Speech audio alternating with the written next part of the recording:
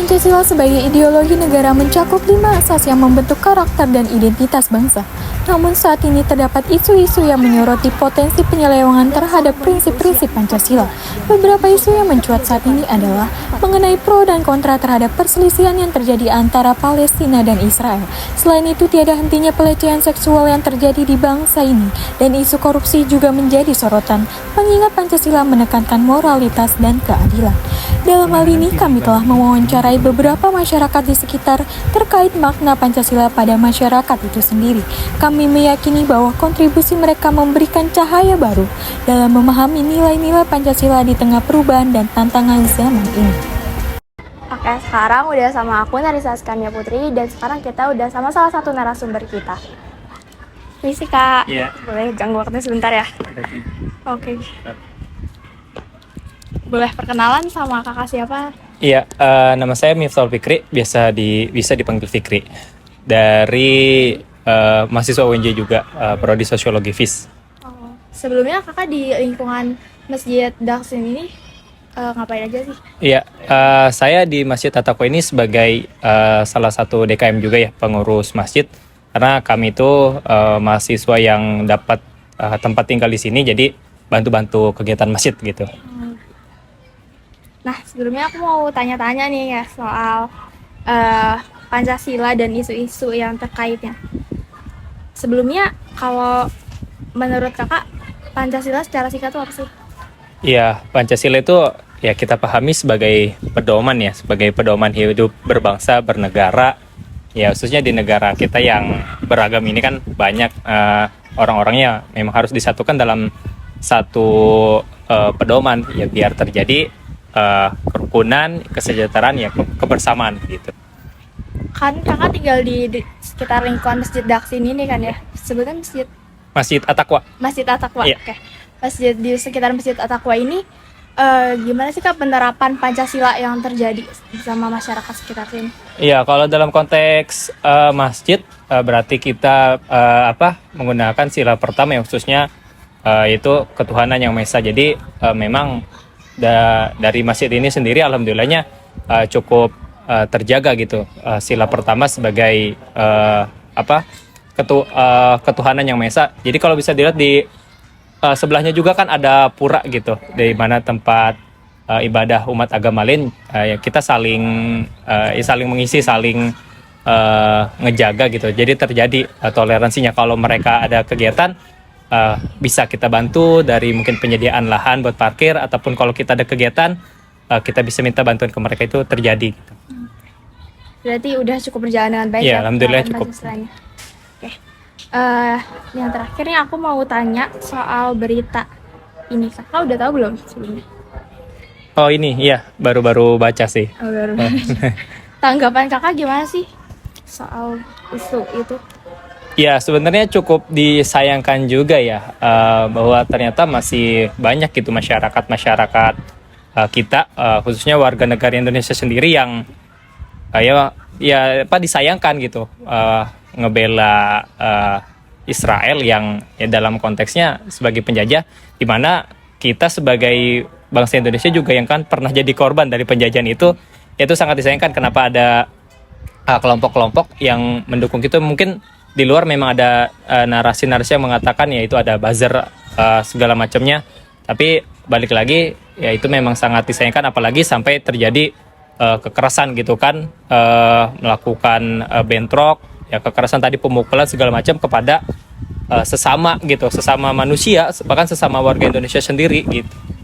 Kalau ada terakhir nih, kalau ada kata-kata yang mau disampaikan buat oknum ya, boleh. Iya, buat saya sih mungkin sampaikan bisa lebih melek lah dengan isu-isu global, isu-isu internasional, melihat sudut pandang yang berbeda gitu. Gimana kita juga kan sebagai bangsa yang pernah terjajah gitu. Coba kita memposisikan diri sebagai warga negara Palestina gitu, yang tanahnya direbut oleh bangsa asing gitu kan. Harusnya kita sebagai korban gitu, sebagai yang pernah jadi korban, juga harusnya bisa memahami perasaan mereka. Jadi mungkin pesan buat saya kepada mereka itu bisa sadar diri lah. Ya, makasih ya Kak atas Iya, waktunya. terima kasih. Kayak itu aja wawancara aku sama Kak Fikri. See you in the next. Oke, di sini saya sudah bersama narasumber kita pada hari ini yang akan kami wawancarai soal penerapan Pancasila dalam masyarakat. Oke, Bang. Sebelumnya perkenalkan dulu, Bang. Namanya siapa, Bang? Andi. Oke, Bang Andi. Bang Andi, latar belakangnya itu sebagai apa, Bang? Sebelumnya, terakhir ini ya sebelumnya ya, saya bekerja di gudang logistik. Jadi logistik itu menyediakan berbagai macam produk, macam sayur, buah, namanya logistik ya, sayur, buah, beras, macam-macam, daging banyak, buah-buahan. Nah itu sih. Sebelumnya saya juga pernah menjadi wirausaha di pasar.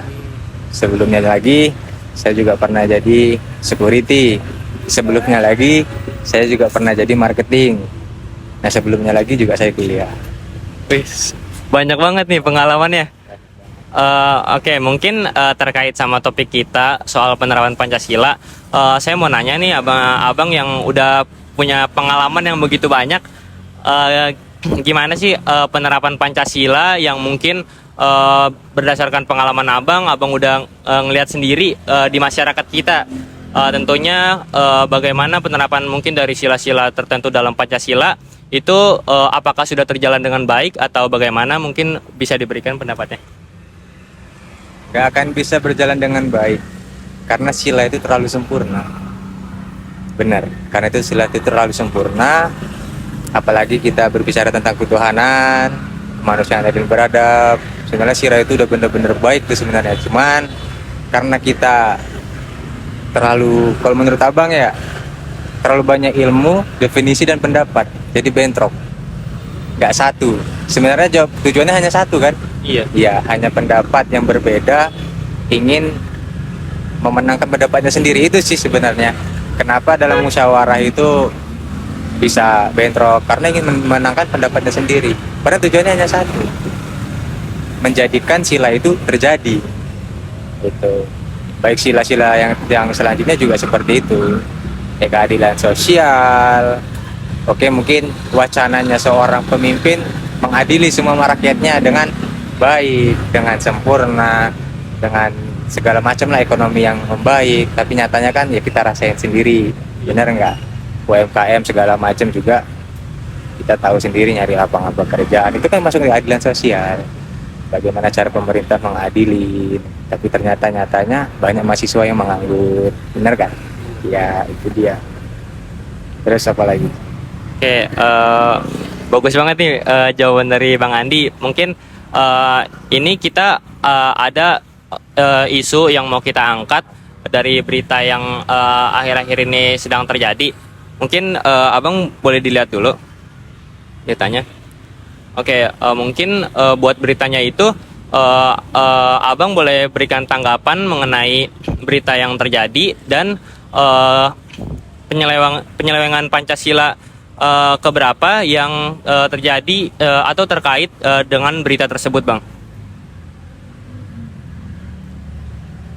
Kalau kita tangkap dari judul besarnya ya, penculikan dan pencabulan bayi 4 bulan di Cirebon dan terluka, kan gitu. Ini kalau bagi abang sih, kalau sila yang kedua nggak masuk, kurang ya. Sila yang ketiga persatuan, apalagi ini kan kasus individu.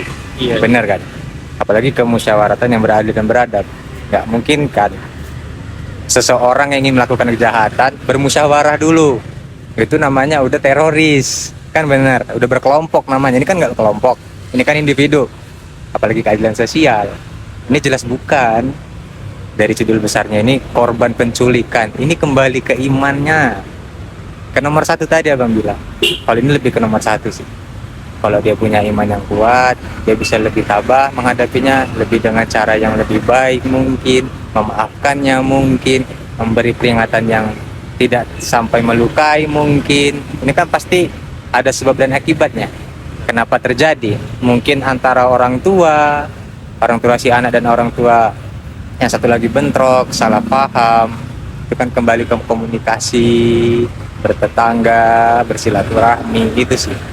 Lebih ke Tuhan Yang Maha Esa sih, kembali ke iman diri masing-masing dan agamanya. Itu sih. kasih nih Bang jawabannya. Mungkin buat yang terakhir ya, saya mau minta saran Abang. Tadi kan pernyataan Abang soal gimana sih penerapan Pancasila di Indonesia ini yang sebenarnya belum bisa terlaksana dengan baik kan.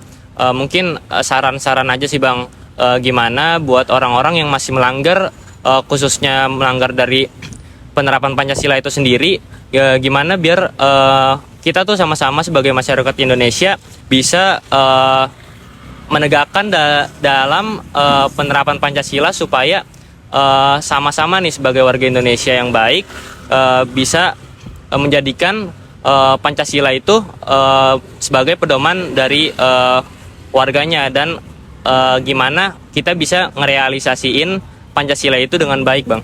Mungkin sarannya aja Bang. Kalau saran itu terlalu luas sih sebenarnya.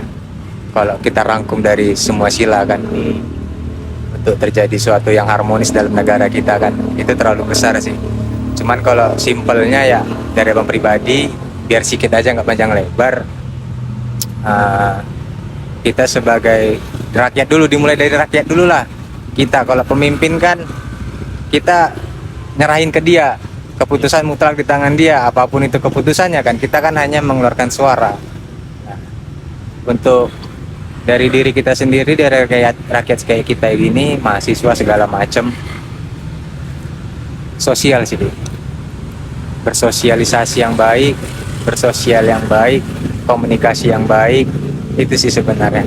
Dari sosial, komunikasi yang baik akan terjalin hubungan yang baik pastinya. Itu sih kalau dari abang.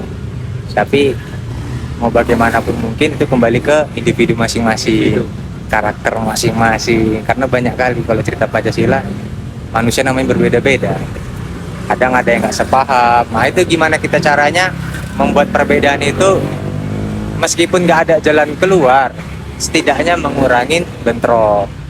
Makanya kalau ada yang perdebatan, ya hindari perdebatan. Meskipun kita benarkan, itu udah diajarin. Iya, itu sih. Kadang kan kita menangkan pendapat kita kan, karena kita ngerasa benar nih, dia salah nih. Cuman kalau sudah memang berdebat, tinggalkan saja. Allah pasti kasih hidayah buat dia. Itu sih kalau abang. Sosial sih. Iya. Komunikasi yang baik antara masyarakat sih, itu paling penting. Oke, mungkin itu dia wawancara kami mengenai penerapan Pancasila dalam masyarakat Indonesia. Sebelumnya kami ingin berterima kasih kepada Bang Andi yang sudah membantu kami dalam melakukan tugas observasi wawancara tersebut. Sekian, terima kasih. Oke semuanya, sekarang kita ada lagi bersama narasumber. Perkenalkan kan, nama saya Rania, kakak siapa? Atta. Oke. Jadi hari ini kita mau wawancara Kak Atta tentang Pancasila. Sebelumnya kakak lagi sibuk apa? Lagi sibuk kerja aja. Latar belakang kakak lagi kerja di mana gitu? Lagi kerja di salah satu kementerian. Oke. Sekarang aku mau nanya nih, pasti Pancasila ini kan udah umum banget ya kak. Menurut kakak Pancasila itu apa sih? Terus kakak udah nerapin apa nih kira-kira dari Pancasila yang dari kehidupan sehari-hari? Pancasila itu sebenarnya nilai-nilai yang harus diterapkan ya, yang negara udah kasih ke kita. Pancasila itu nilai-nilai yang harus diterapkan. Jadi segala sesuatu yang mendasari kita bertindak itu harus berdasarkan Pancasila. Yang paling gampang adalah ketuhanan yang Maha Esa sih, bahwa kita percaya bahwa Tuhan itu satu dan kita harus berperilaku sesuai dengan keyakinan kita. Oke, itu adalah salah satu contoh yang diterapin sama Kak Atta. Nah, jadi kita mau ngambil kasus nih teman-teman yang lagi rame banget, yaitu korupsi yang sedang terjadi di kalangan kita, yang sering banget terjadi di kalangan pejabat. Nah, aku mau tahu nih tanggapan dari Kak Atta apa sih tentang kasus yang sedang marak terjadi dan terus terjadi? Korupsi ya? Iya. Korupsi itu sebenarnya hal yang tidak boleh dilakukan ya. Cuman mungkin ketika seorang pejabat yang tadinya biasa saja, terus ketika dia berada di salah satu tempat yang basah lah istilahnya, dia tergiur sama sesuatu, sedangkan hari gini ya kebutuhan banyak, nah itu gampang banget terjadi. Nah itu hubungannya sama kita menjiwai Pancasila, hubungannya di situ. Ketika kita sudah menerapkan Pancasila dengan baik di hati kita, insya Allah korupsi itu nggak akan terjadi gitu. Tapi kalau misalnya kita dasarnya bodoh amat atau nggak percaya dengan kayak gitu, kita gampang banget terhasut dengan korupsi. Jadi intinya jangan korupsi lah, itu merugikan orang banyak. Kalau menurut kakak, kira-kira saran apa sih sebagai rakyat nih kita buat pejabat-pejabat yang masih korupsi gitu? Sarannya? Iya. Stop lah. Sarannya gini, kurangi gaya hidup biar nggak korupsi. Karena kalau gaya hidup semakin tinggi, kebutuhan semakin banyak tergiur kita untuk mendapatkan sesuatu yang lebih dengan cara yang tidak halal. Itu aja. Oke, kayaknya segitu dulu wawancara untuk Kak Atta. Terima kasih Kak Atta waktunya. Oke, makasih. Kesimpulan yang dapat kami ambil pada wawancara pada kali ini yaitu Pancasila adalah dasar hukum yang dijadikan sebagai pandangan hidup masyarakat Indonesia dalam bertindak dan berperilaku. Beberapa penerapan nilai-nilai Pancasila yang terjadi di masyarakat yaitu saling bertoleransi serta membina kerjasama dan tolong-menolong antar umat beragama, meyakini adanya Tuhan, menaati perintahnya dan menjauhi larangan-larangannya, berani membela kebenaran dan keadilan, tidak berbuat seenaknya dan melecehkan orang lain, saling menghargai, serta tidak melakukan tindakan curang. Sekian hasil observasi dari kelompok kami mengenai penerapan Pancasila dalam masyarakat dan juga isu-isu penyelewengan Pancasila yang akhir-akhir ini sedang terjadi. Nama saya Muhammad Galang Putra Santoso dengan NIM 17066234042. Halo, aku Narisa Askania Putri dengan NIM 17076230051. Halo semuanya, aku Novita Dipusmaningrum dengan NIM 17066623001. Selanjutnya teman aku. Halo semuanya, kenalin nama aku Vika Pujianti dengan NIM 17134230662. Dan saya Rania Kamila dengan NIM 171062311. Thank you for watching. Bye bye.